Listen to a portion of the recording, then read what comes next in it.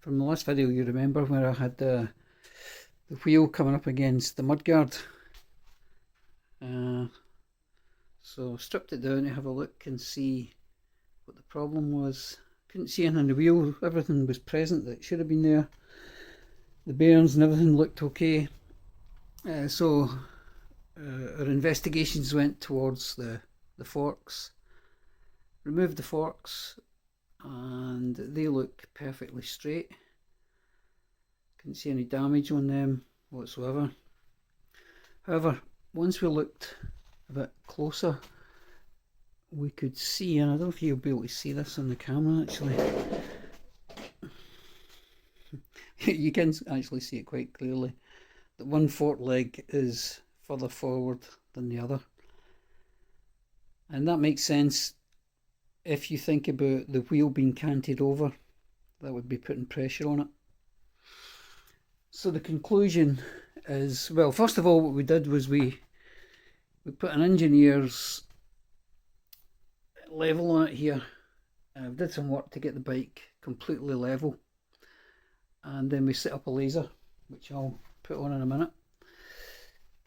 And that was really to get a look at the frame.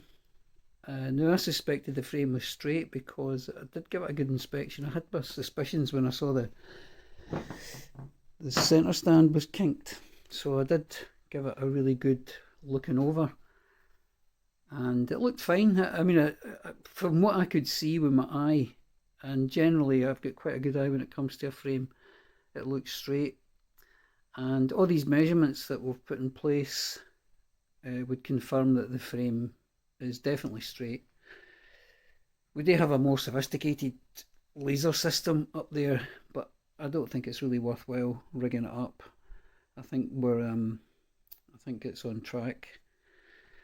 So if I put this laser on, I'll be very careful with it because I can knock it off the centre again quite easy.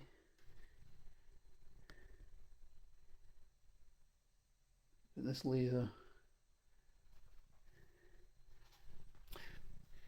If you should be able to see the laser here, the green line. It's running absolutely perfectly, front to back of the bike. We also put the crosshairs. We did some measuring on this side here, and took measurements from the axle here, and they are absolutely perfect. So the frame is fine. The forks are fine. So the suspicion then went to the yokes. This is part of the fun of projects like this, where you get these unexpected problems, and it's almost like you need to expect the unexpected, because this is a strange one. Why would the yokes be twisted and the forks being straight? And so the theory I have is that this bike's had a bump and the forks have been bent and the forks have been replaced, but the yokes have not been replaced. So in effect, what I think, I don't know what one's bent here. I suspect it's this one here, and I suspect it's up a little, and therefore accounting for the kink. I'll put this laser off a minute.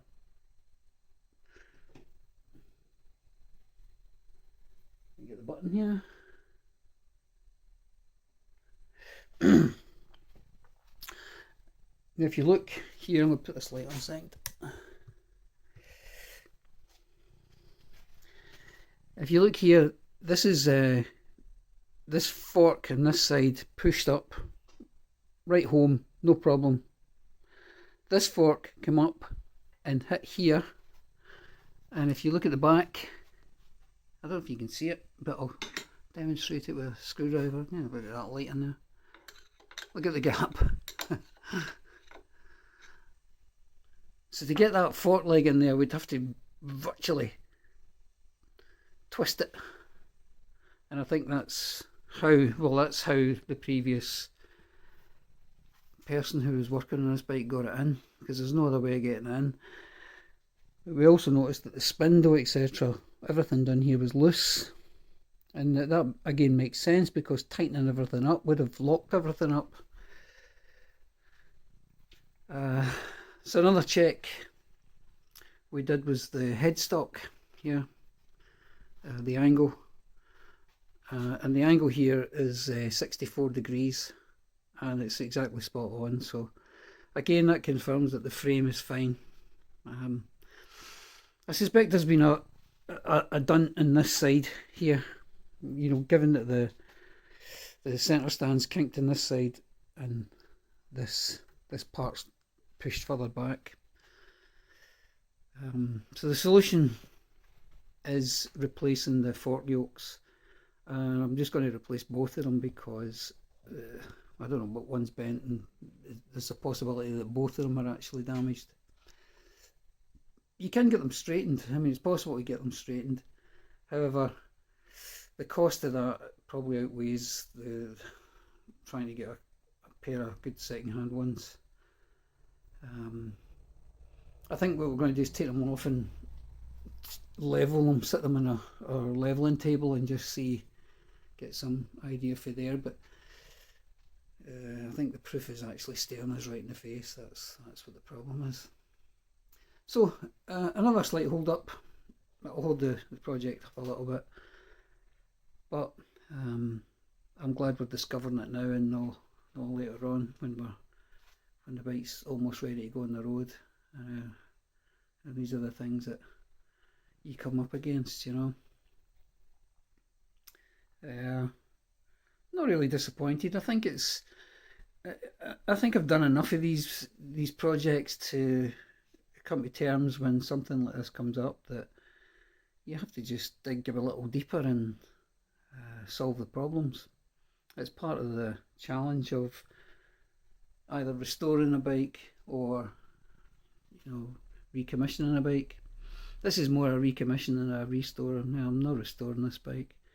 I'm merely making it into a usable wee classic or wee vintage, whatever the category is for them these days.